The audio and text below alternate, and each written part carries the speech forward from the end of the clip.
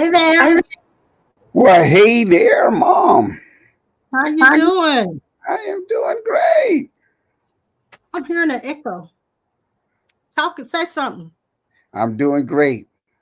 Okay. I don't hear an echo now, so that's good. I don't know what happened. How you What's doing? that? I'm doing okay. I That's don't know good. where Dad is. I don't know where he is, but Being he's busy. here at the moment. Let me just say something in case somebody comes in. Nobody's in yet. So. All righty. Okay. All righty.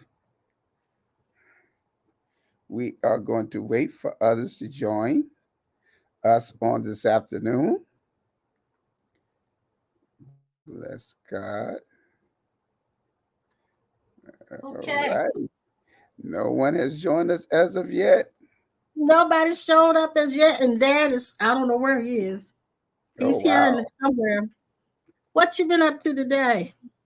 Oh, well, I had a marriage counseling session with a couple, premarital counseling session with a couple out of Atlanta who's getting married Yeah, next year. So, yeah, yeah, just did that this yeah. morning. And other than All that, right. I've kind of been having some downtime. Okay. So you didn't go to the gym today. No, I worked out at home. I did a little something today. I worked out real hard yesterday. So I'd say I'd take a break. Yeah. Well, I've been Yeah. working in the yard all day. All yesterday I worked, and then look at my camera. It went crazy here. I'm gonna have to fix it. Not sure what happened. Can you see me clearly? I can see you clearly. Is there something in the air? Because it's like I can't get going here for some reason. It could be. Let It could be me something in the air. something in the air. Mhm. Yeah, I'm All trying to kind of get stuff going going here. on. So we have to Yeah, blame it on that. yes, I Yeah. know. My camera's out of focus. I don't know what's causing it. So anyway, if you guys can see me, that's all that counts. Yep. I Okay, can see you I very think I got well. it. Think I got it now. Think I got it now. Yeah, so welcome to Impromptu, and it is definitely impromptu today because I am just trying to get everything going, and it's taking me forever to try to figure everything out here. Um, this is Impromptu, and we're back live. I'm not sure where my husband is. He's somewhere around here, probably forgotten about the live stream today because he's on his bicycle project. Oh, that's what he's working on. His Yes, bicycle. so he's pimping out some more bikes, of course. Anyway, hello, Noel. I'm glad you're here, sweetie pie. And then there's Deborah. Hey, Deborah. I'm glad you're here, darling. Hope you're having a good day so far. Yes. Look, we're here for another conversation. Pastor Norman and myself. Look, you've been preaching something different lately, haven't you? I have. I have. Yes. Can you elaborate just a little bit about your title? Is Go ahead. I've been The watching your set, title. the set time for favor. Is that the one you're talking about? Yeah. Hey, Jill. Jill. Hey, sweetie. Go ahead. Yeah. Tell us a little bit about that. Well, basically, that comes from Psalms 102, and I could read it for you guys. It reads, "But thou, O Lord, shalt endure forever, and thy remembrance unto all generations.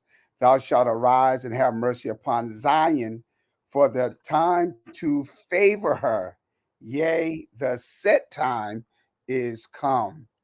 And so, Mm, pretty much, that is where I pretty much share with the those that have been connected with me on the past, actually, been about a month and a half, concerning seasons and understanding when there is you have entered into a favorable season where okay. things are just happening. I mean, extraordinary, unexpected things. This is where we talk about receiving blessings that will come upon you and overtake you, and so forth and so on. And basically, it's a spinoff from, again, the series that I shared with you before about the waiting season, where there are people who have heard preachers declare over the congregation, this is your time, this is your season. And so immediately when they hear that, they immediately begin to think about a time where the blessings will come upon them, doors will open up, everything they put their hands to do, they will prosper in and have great success. So it is a favorable time, a time that we all look forward to experiencing. Yeah. But then Yeah. at the same time, there are people that may have heard and received the same thing, and it has not been as favorable. They're dealing with challenges. It seemed like back in the day, we used to say when it rained, it poured. And so there has been much questions that I received for so many people. They're wondering why certain things are happening the way that they're happening in their life. And so I pretty much went on this series to help them understand that when we say seasons, that's just a time of or event of things that's occurring in your life. And so, of course, I've been using the four seasons: winter, spring, summer, fall. We know that in winter, a whole lot is not going on. There's not a lot of activity. Most of the time, people are staying inside from the cold and so forth and so on. And then when it comes to the animal kingdom, this is where a lot of animals go on hibernation. And so I pretty much have been helping the people to understand that you have to identify the particular season that you're in and make your necessary adjustments. And so again, when Mhm. it's wintertime, it's time to pull out the coat. It's time to turn the heat up. It's time to wear the hat. Because if you don't, 9 times out of 10, you're going to get sick and so forth and so on. And so, pretty much, it's about people learning how to shift and how to adjust according to our theme that's been the main theme throughout Impromptu, living in the atmosphere of change. And so, pretty much, Mhm. when certain changes occur, you have to know how to change as well. All right. To order to not just survive, but to thrive through the seasonal changes in your life. And so the set time for favor is a spinoff from that. And again, I just read the verse where here the psalmist is writing concerning the Lord visiting Zion. Now, when you see the word Zion oftentimes mentioned in scripture, it is symbolic to a promise or the promised land. All right. And so Mhm. we know, Mhm. according to 2 Corinthians chapter 1, verse 20, all the promises of the Lord in him are yea, and in him amen, Amen. to the glory of Mhm. God by us. And so we have to remember, and y'all been sharing this again as we talking about union. We've been talking about our sacred contracts. I've been helping people to understand that there are things that have been ordained or predestined to happen in our lives no matter what. No matter who. Mhm. No matter what. And so when we think about a set time, it is that appointed time that God had preordained before you was formed in your mother's womb. Again, going Mhm. by the social the a sacred contract. There are things that's going to happen, but it has an appointed time to occur. And so Mhm. when you're transitioning from one season to another, again, the transition has become the challenge for so many different people. They do not, because by human nature, we want things to change, but in all honesty, naturally, we do not like change because when change Mhm. occurs, it becomes uncomfortable. But we love to use the scripture and we use it as a cliche, especially in the church community, which is Romans chapter 8, verse 28. All things work together for the good for those that love the Lord and are called according to his purpose. But we forget to read the very next verse. It talks about Mhm. foreknowing us and that there are certain things that were predestined to happen in our lives. So I've been encouraging the people to understand now you may be dealing with some challenging times right now, but it will pass. It Yeah. will Yeah. pass. And so I've been trying to help them to maintain a positive attitude no matter what. According to the writings of James chapter 1, verse 2, he said, count it all joy everything. Count it all Mhm. joy when you find yourselves falling in diverse temptations. All right. Different situations that would arise. I say different testings that would occur again, but it's to try your faith. And it said, let it have its perfect work in you, that you will develop what? Patience. And so there Mhm. is a weariness again that has become a dominant emotional tone, and so I many think, yeah, yeah. I think that the weariness has become some people's baseline. exactly Uh, I love yeah, that. yeah. Yeah. And so I've been Mhm. getting that repeatedly, Mom. So many people have been calling me, and it's been, Apostle, I'm tired. I'm tired. I'm tired. And so again, it's not based off of working hard. There, people are mentally and emotionally exhausted because Mhm. they're trying to get an understanding of all the things that is happening, and they're working Mhm. so hard to try to fix it themselves. Where, in the Mhm. words of Jesus, there are certain things that must happen in our lives. Mhm. All right. Mhm. And so it's Mhm. ironic because 2 Sundays ago, in the midst of our corporate gathering, our empowerment afternoon service, I told the people, and this has been something that just happens with me. It's We just a all. certain ability that the Lord has given me. Every time before an earthquake hits, it's like I immediately tell someone or tell the congregation. And so 2 Sundays ago, I told everybody, I'm hearing this. It was during offering time, and I said, y'all, I need to let y'all know this. There is about to be another earthquake that's about to hit. All right. Mhm. Mhm. So my wife and I, we came home. We was after we ate dinner this past Sunday evening. Here it is. I get a phone call. People are texting me, and because they remember what I said. And so while California was being hit by Hillary, they experienced an earthquake that was measured Mhm. 5.1 on the Richter scale. And so Mhm. I've had people calling me, messaging me, asking me, what is God saying in this season and this time? But we have to understand there are various seasons. Again, according, and Dad, I can't see Dad in the, oh, you got him.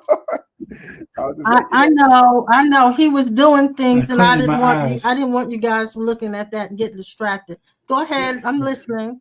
So so many people have asked me about the seasons and the times that we're in, and it's of course because of all the things that's happening. We are experiencing natural disasters and catastrophes at a level that many of us have never experienced in our Mhm. lifetime. And again, it's as if the pandemic set a whole lot of stuff off.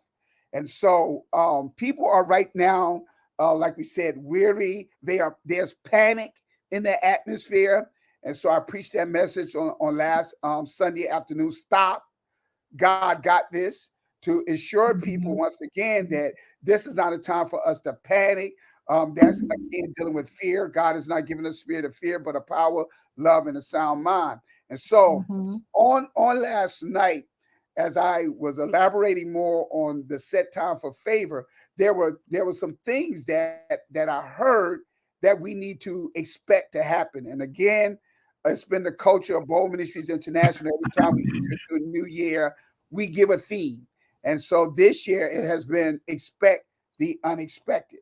All right. Mhm. And so we've been talking about this favor. And one of the things that I mentioned to the people, that there are doors that are already open, not going to be open.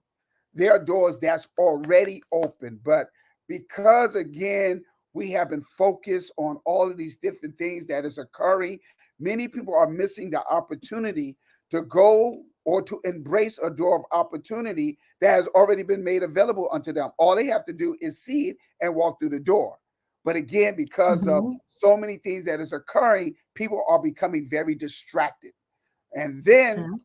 I also shared that based off of the testimony I gave last week on Impromptu concerning how I was blessed in the gym financially. Somebody walked up to me and gave me a major blessing in the gym. I've been sharing with people to prepare themselves to receive blessings in unexpected and unfamiliar places, places that you Yeah. would normally not receive a blessing like that. Get ready for Mhm. it. And Mm-hmm. so again, we as ministers and pastors, we used to people walking up to us after a service, you know, and put Yeah. something in our hand or whatever, stuff like that. So that's a norm for us. But to be Yes. in the gym and I'm working out and somebody just walk up to me and been a blessing to me, it was awesome. But the crazy thing that happened, that it didn't stop there. That following Wednesday, matter of fact, it was last Wednesday, I was on the broadcast and I saw a name pop up. And I saw the picture, it was a man and a woman, and I could barely see the picture, but I assumed they were husband and wife. And as I was looking at the name, all this stuff started going through me. And so I started decreeing, proclaiming things over their lives of things that was about to happen. Mm-hmm. Not knowing, I went to the gym 2 days later, and a gentleman walked up to me, and it was the same guy that had just blessed me. And so he said, Mm-hmm. "Man, I enjoyed the broadcast the other night." And so I was like, "Oh, you was watching that?" And he said, "Yeah." And so as we were talking, and then a light bulb went off. I said, "Wait a minute! Don't tell me you the guy that I was prophesying like that." And he said, "Yeah, Mm-hmm. that was me. That was a picture of my wife and I." I said, "Now that is funny." I said, "Now remind you, last week you walked up to me and was a blessing unto me." And I said, according to the what we talk about, seeking first the kingdom of God and his righteousness, which means the method of operation, according to biblical principles, it says when you give to a prophet in the name of a prophet, you shall receive a prophet reward. And Mm-hmm. so I said, Mm-hmm. isn't it funny how you bless me? And then on the broadcast, me not knowing who you were, I begin to declare some things in your life. And so what you did, you opened up a door. That incident was like a key for something to open up for you. And so there have been some things that has been happening that he's been sharing with me. Then I actually last night was going to do a prophetic forecast based off all the questions and people reaching out. What is going on? What's going to happen? What season are we are in? What God is saying about the church and so forth and so on. I was going to do that, but Tuesday night before Gwen and I actually went to sleep, I was actually drifting off. We received a text message from one of the members of our church, and I had to clear my eyes to make sure I was reading it right. But basically, the young lady was sending us a praise report. She Mm-hmm. said that um, she received an email and it dealt with her cottage loan that she was in debt to pay $218,000 was remaining. Now she's been out of college for some time, so she's in the Mm-hmm. medical field. $218,000 was her balance. That's with interest and everything of what she needed to pay. And the people contact her and let her know they totally forgave the debt. It is totally wiped away. She don't have to pay Wow. a dime towards that $218,000. So of That's course wonderful. she is Yeah. excited, blessed. So that kind of prompt me to get back on the topic of again your set time of Favor. faith. And so Mm-hmm. that was ordained to happen. That's what people don't say. That was ordained to happen, which we consider a Kairos moment. There's a difference between Mm-hmm. Chronos and Kairos. And so when we talk about Mm-hmm. Kairos from the biblical sense, that is when there is divine intervention or things that God had already preordained to happen and manifest. And so she's in Mm. her Kairos season where she is Yeah. experiencing all the favor of God. And so, like I tell everybody, you have that coming as well, but you have to Mm. remain. And so Paul makes a statement in Galatians 6 and 9. He said, "Be not weary in well doing, for in due Mm-hmm. season, which is the Kairos season, due season, we know the word due means to be paid, all right? Due Mm-hmm. season, you shall reap." And there's a condition if you faint not. And so I've been sharing with people, Mm-hmm. many of us, we have missed those seasons to reap all that God has already preordained for us because we've allowed ourselves to give up, throw in the towel, become weary. And so I told the people last night, and I heard it loud and clear, stop declaring you're tired. Stop it. Because you're speaking that over yourself And again, you have to remember there's certain things that's going to occur. So if the word of God is going to be true, all things work together for the good, then we have to understand everything that we go through is working for our development, for our evolution. It's going to benefit Mhm, us, but it's mhm, how you mhm. embrace it that determines how you respond to it. And so That's pretty much good. that's what I'm That's sharing. good. Well, that's good. I mean, I saw where your titles were changing a little bit. I said we must be on to something.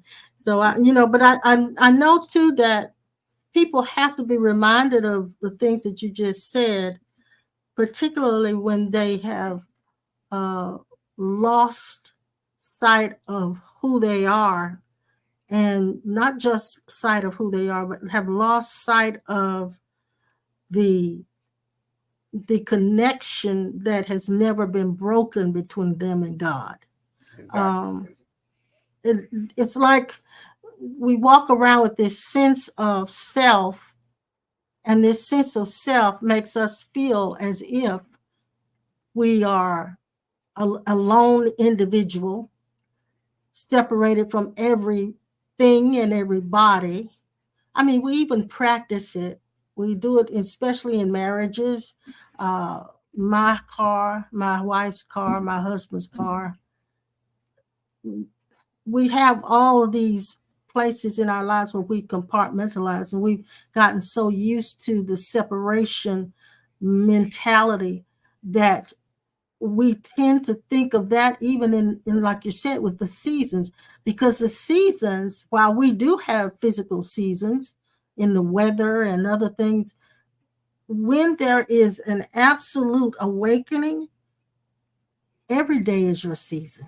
Exactly. Every day. So there's no ebbing and tiding of when you're going to be blessed and when you're not. Hmm. uh, you're walking in that when you are fully awake. And I have to say this, that and I mentioned it on Tuesday night, that it's pretty normal for us to have these ins and outs, these ups and downs in our feelings and in our what we call our spiritual journey. One minute we feel like we're really walking in our oneness, and the next minute we're not. So I think that's pretty normal based on the way everything works in our physical material world. We have all of these things, like you said, the changing of seasons. And I mentioned it Tuesday night, the ocean, the tide coming in and going out, waves coming in and going out. So we have to get used to, in this material world, used to taking in and letting go. It's a Exactly. constant taking in and letting go. But at the same time, there is a place in, I'll say it like this, in God. If I change the language, there is a you that has no ups and downs. There is a you that is never disturbed by what is going on.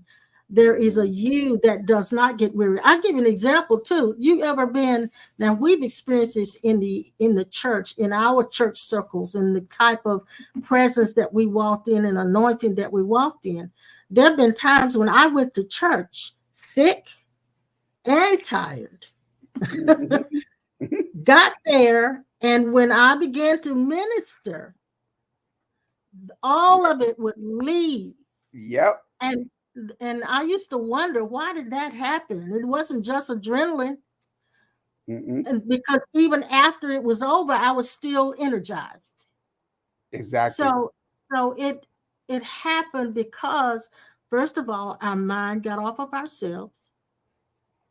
We no longer were walking in being self-absorbed, with Hmm. our sight turned inward. Hmm. It went outward toward everybody else to minister, because when you minister, you have to take your mind off yourself enough Hmm. to help somebody else. And so Exactly. you actually moved your awareness.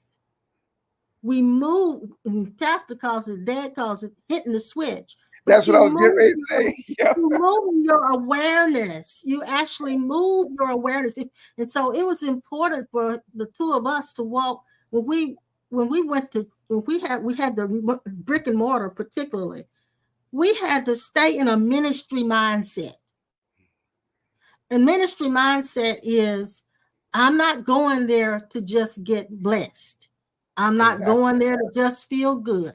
I'm going there because I have a mission and I've got to help somebody.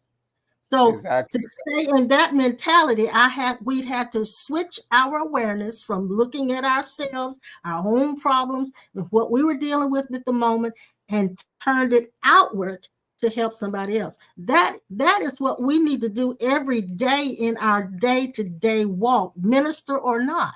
Mm-hmm. Change, turn your awareness, not so much looking at yourself, but looking outward. And ministry was a blessing for us because a lot of times it helped us to transcend our own stuff. Exactly. You I just get love over your own stuff. I Yeah, you get over your own stuff. But yep. there, I wrote this in my notes, and I don't know when I wrote it, but it says, when we say to the threat of the mind, and there is a threat of the mind predicts what's going to happen, what may not happen. It predicts that. But when you say to the threat of the mind, okay, I accept whatever happens, then you begin to experience absolute freedom because that's surrender. And I love that you brought that up because again, I have to say, and I'm talking about spiritual father, I say dad as well. Um, in the universe, it, even though they're one, it has a way of testing or helping you develop because we develop through events and through tests. All right. Always, And so always, yes, we had an amazing impromptu last Thursday. We had an amazing impromptu. yes, we All did. the things that was said, I was again the message in the series that I was teaching. And you mentioned something just now about no matter what happens, there's no ebbing and tiding when we embrace or stay in that awakened state and walking in our authentic self and so forth. And so that's been my message. I've been teaching that all. Please be undisturbed. Just like Jesus was on the boat when the storm had manifested, everybody was fearful and started panicking. Jesus was sleeping, undisturbed, not bothered by it Mhm. at all. And so it was so funny. I was looking forward to Friday because I was asked, y'all know I love the grill. And so I was asked to grill and do some steaks for the football team from our alma mater, Berkeley High School. And so I was looking forward to doing that. I got up Friday morning. I was right before I got on the prayer line. I put a Boston butt on my grill because I was going to smoke it and make pulled pork. So everything was going good. Gwen was in the kitchen cooking and stuff. So we was just having a ball early that morning. And so I was doing all of that for us first, and then I was going to go 2:30 to the school and start doing the steaks for the football team. And then something happened. We started having plumbing problems. When I just made breakfast, and so after I finished eating, I went and was brushing my teeth and stuff, and I was continuing to go do what I was doing. But I heard this noise go goo in the bathroom. I'm like, what is that? Like that, right? So I lift the toilet head up and I'm looking at the toilet. I said, oh, nothing there. I looked at the bathtub because I'm familiar with that sound. And so I'm like, what is going on? And so I went on, and about an hour and a half later, I went to use the restroom. And when I flushed the toilet, that's when everything hit. All the water started coming up in the bathtub. Water started, so the bathroom Oh water is everywhere. wow! I run into the other bathroom, the same thing, water, everything. And I'm like, what is going on? So now I am panicking. I am upset. Wow! I'm Wow! angry. And I assume that the septic tank was over full. So, of course, I went out, I digged up the septic tank, learned all that stuff from my grandfather, only for me to discover that the septic tank was not full at Huh? all. Wow! Something had just stopped at the end of the pipe and it wasn't moving, and it caused all of the water. So I was wondering why I wasn't smelling that smell that you would smell when. So it Yeah. was just water. That's all it was, water that was backed up because the pipe, Wow. something that stopped at the end of the pipe, and so it just took me pulling that out, and that was it. So Wow. now I was angry, I was fussing, I was carrying on. And so it was funny after Sunday morning, after the message that I shared, and I said, and I looked at Gwen, I said, Gwen, you know what? I failed my test Friday because I began to panic and assume something that was not even an issue. It was an easy fix. And Yeah. so Yeah. that was the Yeah. lesson that I learned, that we jump to the conclusion, we immediately think the worst, and didn't have to spend no money or nothing. Nothing. Yeah. Because I And that's exactly what I mean when I say that when we say to the threat of the mind, okay, I accept what's happening.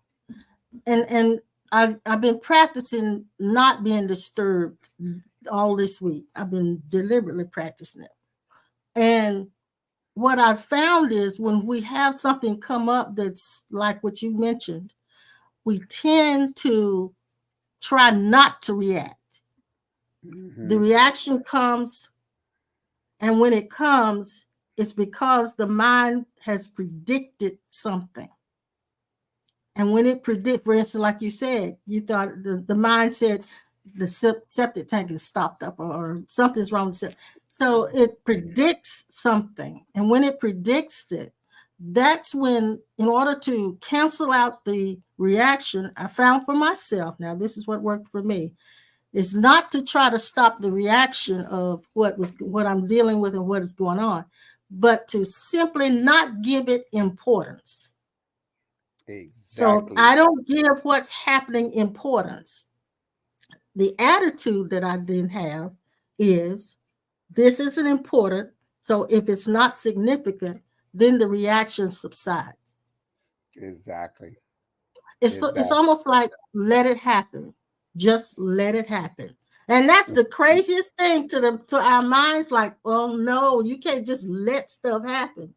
But you really, really can, because you are Mhm. being taken care of, and you are also being guided. Your footsteps are ordered, as they say, and you're being led, and Mhm. everything has been orchestrated. Like you said, I failed the test, but you really didn't. It opened you up to more understanding. So Mhm. it's these things, like you said before, they are already ordained to happen. Mhm. And so when they come, that's the opportunity. Now, there is no such thing as failing. Never, ever, there's never a failure. There are Mhm. only learning processes. There's Exactly. times we learn. There's never a failure. But yeah, so I've been practicing that. You remember the scripture that says, take no thought? Uh-huh. Mhm. Take no thought. Matthew chapter 6. Yep. In order to not take a thought, you have to not give it any significance. I'll give you another example. Let's just say if if someone cussed you out, we would have a reaction to that, would we not? We would have a reaction. Yeah, yeah, definitely, definitely. Yep. But if they cussed you out in Spanish, if you didn't know Spanish and you didn't even know what they said, would it have any significance? None. Would there be a reaction? None. No. The None. only time there may be a slight reaction, simply because you realize through their energies and their emotions that they're saying something to you that's not nice. Mhm. But knowing that would not allow the reaction to get full blown. Exactly. So it's not giving it importance is what keeps the reactions off. Mhm. And I don't know if that helps anybody, but it works for me. It's worked for me for this, at Yeah. least for this week. I've been practicing, deliberately practicing it, And of see, I didn't know. letting things happen. And see, I didn't know that you was actually doing that as well. Because ever since I did the series Undisturbed, that is what I've been doing as well. And I've been doing great, Mhm, doing mhm, great. mhm, mhm. And all of a sudden, this one incident caused me to Wow. act Wow. totally Wow. out of character. I became very disturbed by what was going on. And so again, it just showed, and I like the statement that you said, we never actually fail. It's a learning process, and that's where, those that are millionaires or billionaires or who have achieved a certain level of success based off of the perception of society, they say Mhm. that you fail forward. In essence, they're saying you don't really fail. Is everything that you go through, and it may not work out the way that you intended to work. It's a lesson, and so you're Yes, going it is. forward Yes, in it your is. evolution and understanding. Yep. And Yeah. so I did. Yeah. I preached that mess based off of what happened to me that Friday. I ended up shifting in an afternoon service and preached the message. Stop. God got this. And so it was about Yes. standing. Yes. Yes. You know. Yes, you're being taken care of. You actually absolutely are being taken care of. Now, Jill, well, I think we've got some comments that I've kind of ignored. Forgive me, guys. We just kind of got caught up in our conversation. Jill said, "Life happens for us. Life does happen, but you are life happening. Mm-hmm. You are not only does life happen for us, but you are life happening." Noelle said to Jill, she said this morning, to focus on being. And Noelle, she said, can explain that better. Then we have a young man named David Maddie who is tuning in from Denmark. Hey, Oh how are you, wow. David? Wow. And he spontaneously joined in from Denmark. Thank you for joining us. I'm so glad you did. So we are talking about how we navigate through life with change, and that's been the issue, I think, for us since the pandemic. It's been the topic of everything we've talked about, just about. But Mm-hmm. I have been practicing not being disturbed, and not so much trying to make myself not be disturbed, but like I said, practicing suspending urges, uh, not giving things too much importance. And Mm-hmm. I've found that when I've deliberately done that, there has been less reactions, or I should say, a shorter term of reactions. It doesn't last as long. The duration of it is not as long. Now, So you you you say you popped in here late, so did you have anything you want to say? I thought today was Tuesday. You thought today was Tuesday. You got caught up with your bike No, I just project. got caught up with too many other things. Yeah. Um, on the way here, of I just say it like that temporarily.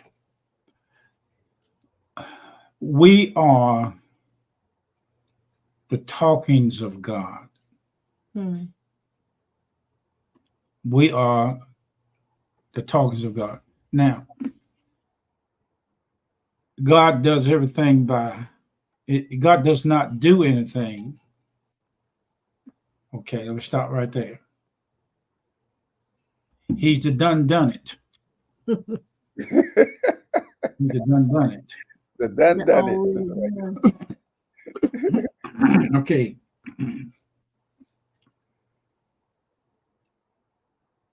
The disturbed identity cannot be stopped.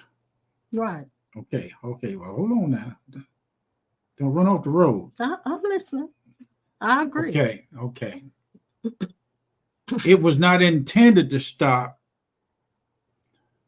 And we say a lot of time, I never would have made it if it hadn't been for the Lord. Mhm. If God hadn't been in it, I never would have got through it. That ain't good enough. I don't like to use the word. See, I'm trying to find a word, the sayings of God, The language. the language or the Hallelujah. talking of God, the talking of God Mm-hmm. from the perspective of talking from the no talking self. Mm-hmm. The talking self is the one that talks all the time. Mm-hmm. God's talk is not on a time basis. it just is that. Now, I'm trying to say something again, but all right, let me go on into it. There are a lot of people that you before you came into this, you passed a lot of people, and we may mention it again. You passed a lot of people that left this dimension because they had enough of it. True. When people understand the full impact of abortion, homosexuality, and all those things that we skull and bone over, it'll be noted that these people, these light beings, let me stop right there. Light beings. Okay. We came here from a vibrational, just say came, always never really. Not really came, right. But we say this. The vibrational frequencies was like this. And as we got closer to entering into this body, went a slower vibration. And then when we got into it, it was beating pretty good when the baby part said, then it got, as we come out of the womb, we get then it went darkness. This being in this dimension. Now, what causes the light to come on in the house or causes the light to get brighter is not praise and worship. That's emotional. Right. Exactly. What causes the light to get brighter in the house is not putting more light bulbs in the house. Okay. By getting things. Not more input. That's right. Right. Not more input. The light is only turned up. Watch this. Now here it comes. When a crisis hit, and I'm scared to even say it. I know. I'm scared to even say it. When a crisis seemingly like what you're talking about here, fixing it does not brighten the light. It sure have done. Repairing it does not brighten the light. Getting a new thing, or a new car, a new house, a new whatever thing, the light, it ain't turned up yet because curtains are still over the windows. You can take the house all the way up to the sun and burn it. And if it was possible, you still wouldn't have no more light in the house. You sitting on top of the sun. Okay. But here's what causes the light to come on. Watch this. What causes the light to increase what awareness is. Noelle said it, but I don't know whether she really hear it yet.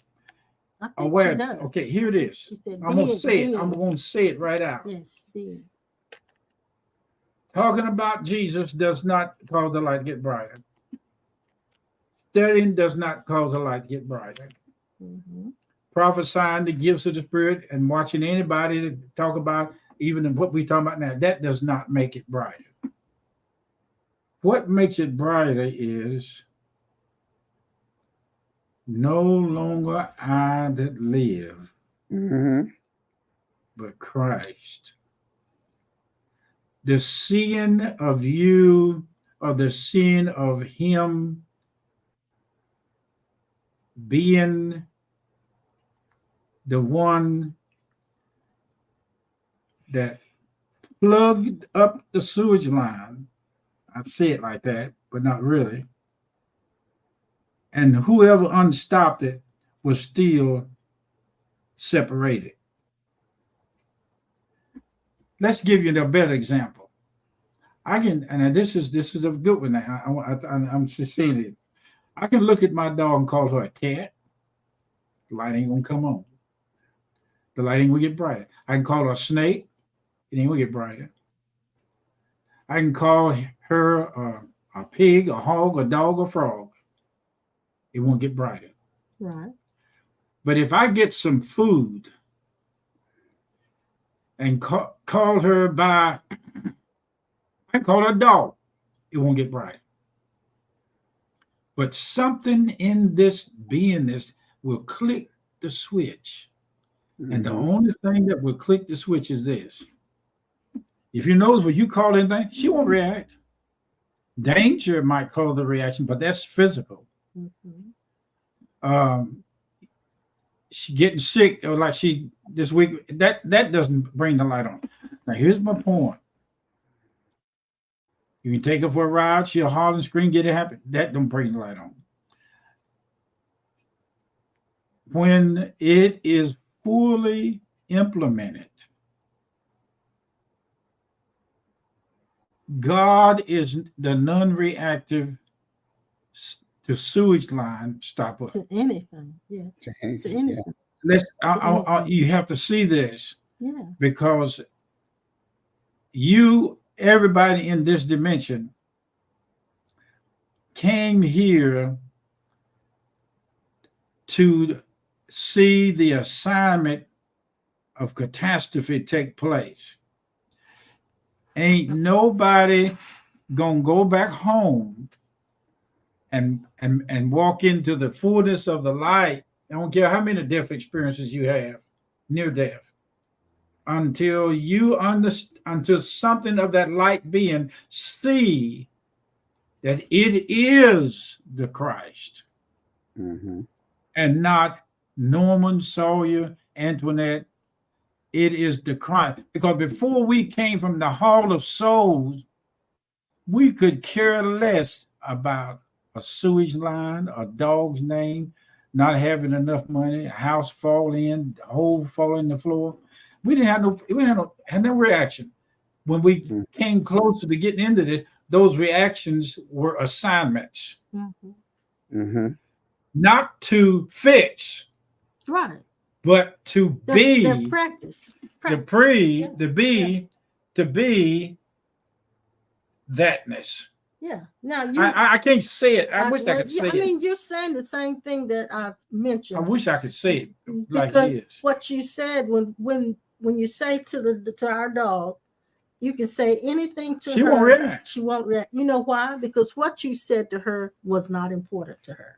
It was not significant to her. Therefore, there was no response or reaction.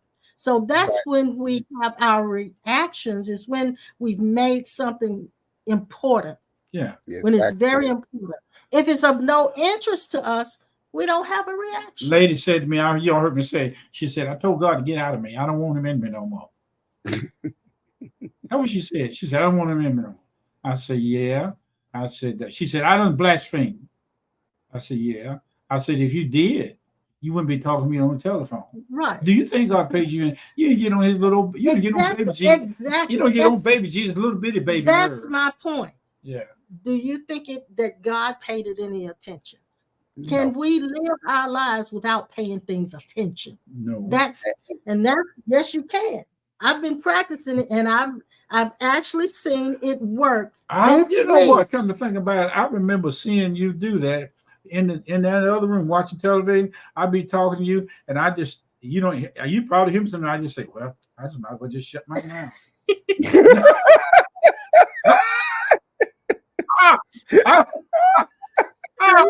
I just be talking to her. I said, baby, what's your? She just be sitting there. Don't throw me under the bus. I ain't throwing you under the bus. I'm just telling the way you are.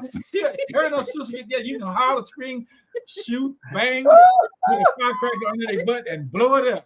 They don't come out of that until you go ahead and shake them. Hey, did you hear what I said? They say, what? I said, well, I just might as well just sit here and go to sleep. I'm not saying no, you ain't saying that I perfected it, but I have. Yes, you did perfect that. Practicing. You are perfect. I know she was like that when I met you before we got married. You were just like that. That look in your face, she can look at you and make you look like a fool, and ain't heard a fool word come out of your mouth. And then she'll say, "What you want to eat?" Eddie responded to what you talking about. Yes, God's temperament is like her. Got that right there. That's different. That's God right there. She be sitting there. Catherine Coon was in a meeting, and all the bleachers in the school auditorium closed up, and kept ministering. Beat everybody up. Yes. Had to call it emergency. She kept on with the service. And didn't stop. Didn't flinch a bit. Didn't get on baby Jesus' little bitty baby nerves. But I think that I'm gonna be honest with you. Yeah, you can try. No, really. Go ahead. Seriously. Mm-hmm. I think that's how most of us feel about God, because that's why we have songs like "God is watching us." Mm-hmm.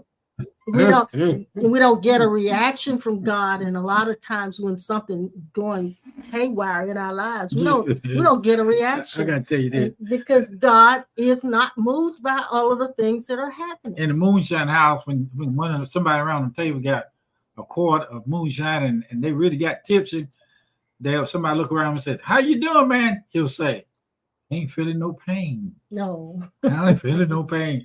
Whatever was wrong with him when he come in, wait just a little bit. When they go out the back door, be careful going down the stairs, because you might step on them. They ain't feeling no pain. They don't fell out on the floor. They ain't feeling no pain. I said, "Hi, where do you live?" "Right next door." He done fell out on the back porch, and he was crawling across the lone porch trying to get to his house. He didn't feel no pain. He never made it. So these things that are happening that we talk about are not supposed to make it by the reactions that feed it. And if God don't feed off of that. And I don't want to make it sound like you can't have a reaction. Yeah, that's right. Because being a human being will have a reaction. Oh yes, and that's okay. It's okay. So that you suspend the judgments against yourself, suspend the urges, and I've been practicing that too. These urges that come up that make you feel like I got to do certain things. I've got to respond or react to certain things. I've been suspending those urges, and a lot of them just die out. And go ahead. One of the things that, and this was funny because Sunday, and like I said, that was what I shared with the people, was kind of unscripted. But I think one of the things that's happening is there are certain conditionings that we have embraced that's being destroyed. Even like in the church, I was sharing with the people, I said, I want y'all to understand there are certain things that's happening in our sacred gatherings that we call church services, where we have been religiously conditioned a certain way. We think that God is trying to change our behavior by the system of rewarding and punishing. And that's the type of God we have presented to people. So, for example, like when we have major events and catastrophes that let's say if we had a major hurricane coming, and it's category 5, all right, and say it's coming to South Carolina, and of course those that was here back in the 80s when Hurricane Hugo hit, it would be a panic. As soon as, say, the meteorologists share that on the news, we got a hurricane coming. It's category 5 is going to hit in a couple of days. One of the things that's going to happen through religious conditioning, and I've seen it over and over again, you will have churches call a prayer meeting. Yes. A prayer meeting. I've seen it over and over again. They will call a prayer meeting. People will gather at the church, and we think through much prayer, we're going to turn the hurricane, or we're going to manipulate something or whatever. And that comes from religious condition. Like I shared with them, I said, why is it that when something catastrophic happens and people begin to panic, now y'all want to pray? Now y'all want to come in. So y'all operating in the aspect, once again, of the system of rewarding, changing, trying to change behavior through rewards or through punishment. And that's how God operates. He doesn't operate like that.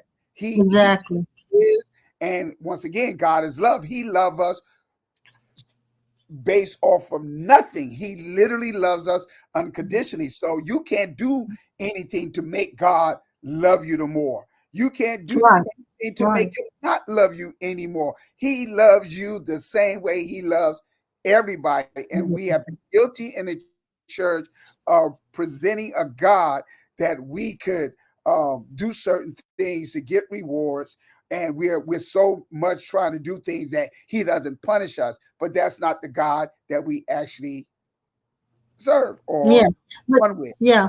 You know, there's an old proverb that says a scared prayer ain't worth nothing. Say that again. A scared prayer ain't worth nothing. There you go. Yep. And also I remember there was an incident where a tornado was coming through a particular town, and the couple in the house decided to do just what you just mentioned. They decided they would pray and command it to move in another direction, not considering that when we move it into another direction, we put someone else in harm's way. Mm-hmm. So we have done those kinds of things and expected God to honor it in our absolute and in our desire to have absolute control. Mm-hmm. Not even it didn't even issue from a love nature. Exactly. It only issued from fear, because the love nature would not have turned it, because it would turn and go to somebody else. Mm-hmm. The love nature would ask for it to dissipate.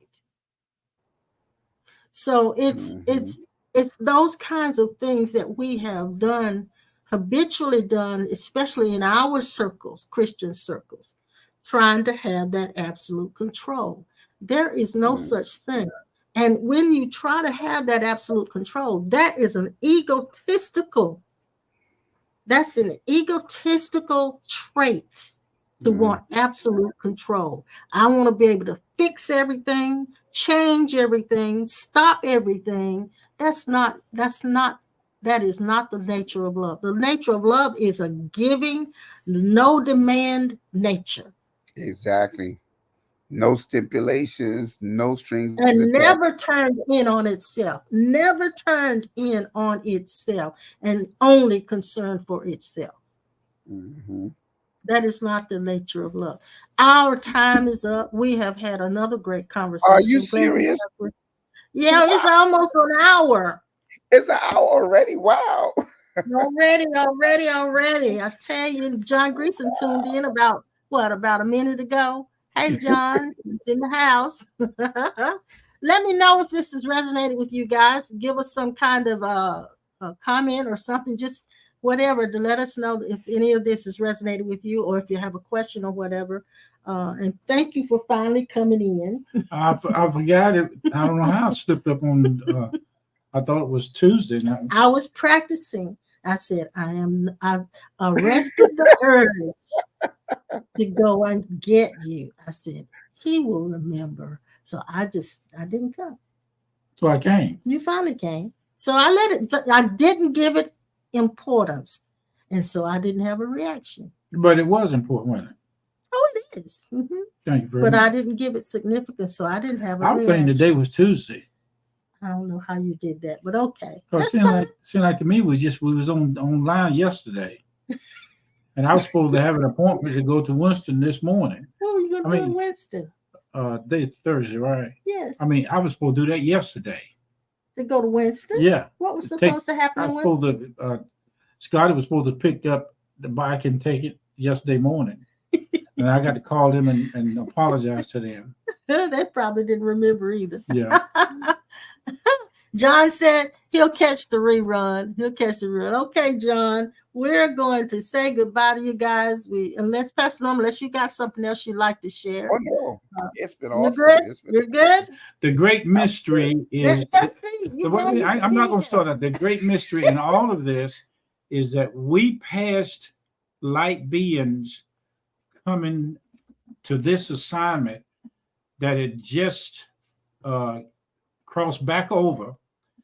And we took up a lot of our light beings coming into this dimension, came into this dimension to finish what another light being did not follow through with, because they, first frustration somewhere in this lower dimension caused them to leave early. We call it leaving early, but it's really supposed to be switching shifts.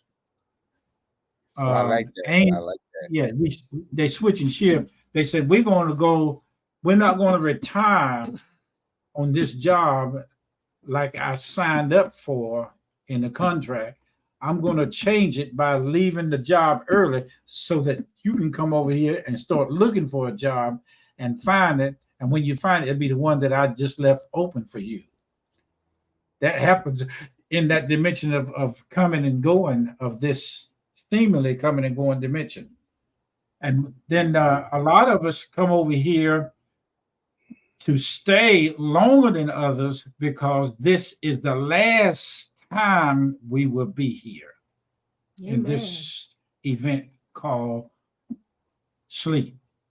It's the last time we'll go through this. Yes, yes, yes. And then some of us are on the way to other planets, other dimensions, and to meet other light beings in the hall of souls that were never intended to come over here. There are a lot of them want to come into this that we're in, and it's amazing how many times we've been here.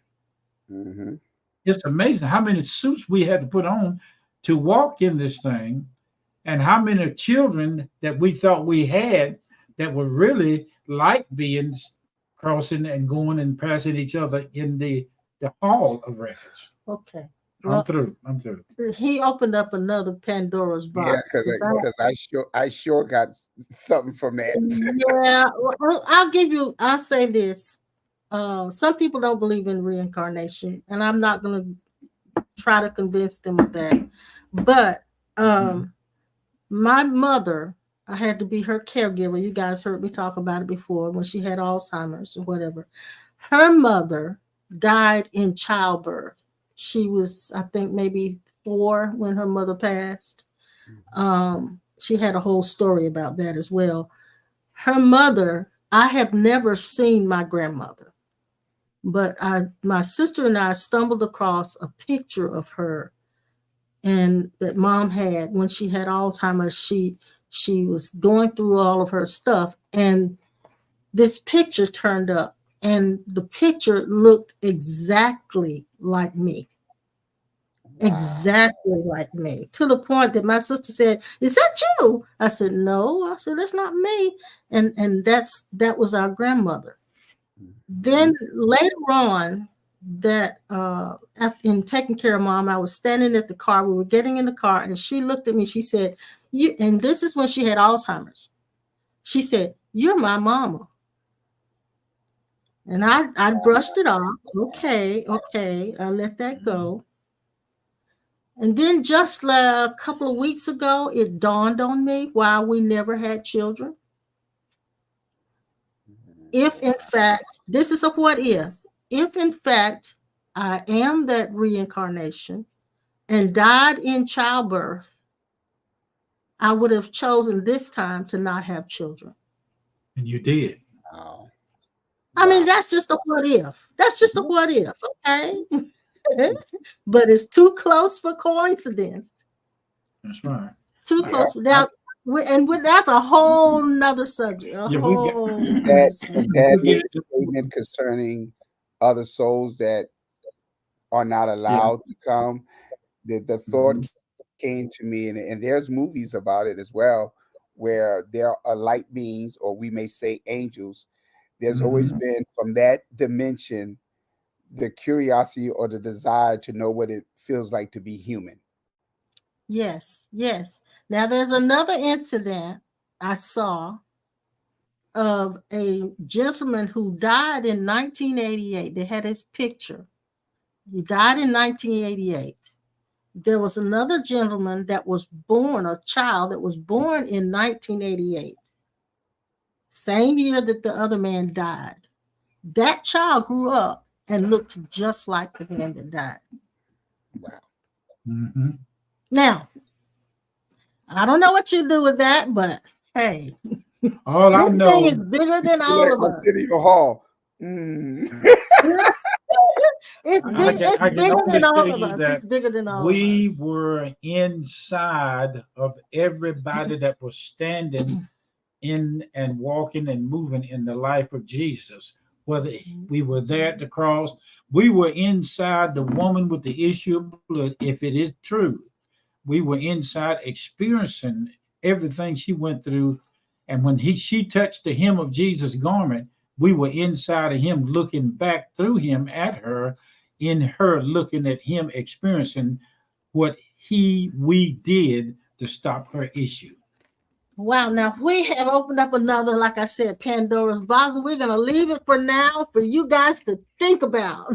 Okay. So hey, we'll come back next Thursday. Hopefully, if the Lord willing and nothing happens to change that, we'll be back again with Pastor Norman if he's not on the road or whatever. We'll have another great conversation and bring your questions. Bring your questions. Yeah, let's talk about Bring it. your Let's go heavy comments. with it now. Let's go into some of these We'll things. go so heavy with it, and when we'll say, you have to go in and say, oh no. And I found that, and I'll say this because last Thursday you asked a question, Pastor Norman, and that question spawned a lot of stuff to come up out of me that I didn't realize I had even retained or knew. And so I think that when people ask the right questions, it causes us to have intuitive wisdom. It comes up from out of no, we say out of nowhere, but it comes, we know where it comes from. But bring your questions, bring your comments so that we can be triggered. To be triggered. I do that a lot of times with the church. Sundays where we'll come together and I would say, okay, I want to know what y'all questions are. Any questions that y'all have, I'm gonna sit right here and we're gonna flow from that, and it becomes amazing.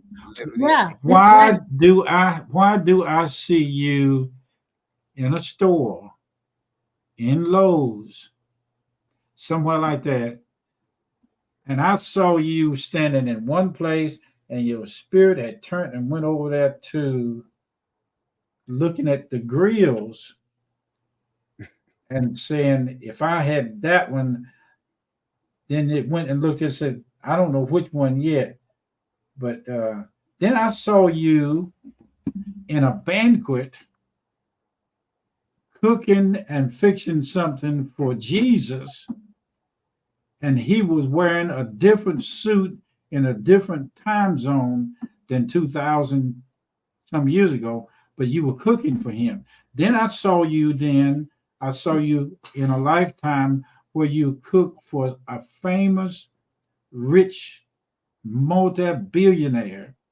You didn't stay there long because something happened and you crossed over and he lost a good assistant in that area. Then you came again and you used to own a chain of restaurants.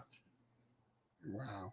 In a lifetime, and then you finally come here to cook on that little bitty oven, that little bitty oven, a little bitty campfire, that little bitty the torch burning, steak burning, cooking, tater baking, ham cutting, uh, chitlin eating occasion. Are you done? Yeah. Are you done? And you kicked over the coffee pot and told everybody we out of coffee and you don't have to drink water. That's it. That's it. But I'm just telling you. So now are you done? I'm done. Did you? This is the third time we're gonna say goodbye, guys. We're done. Bye bye. We'll see you next time. Bye bye.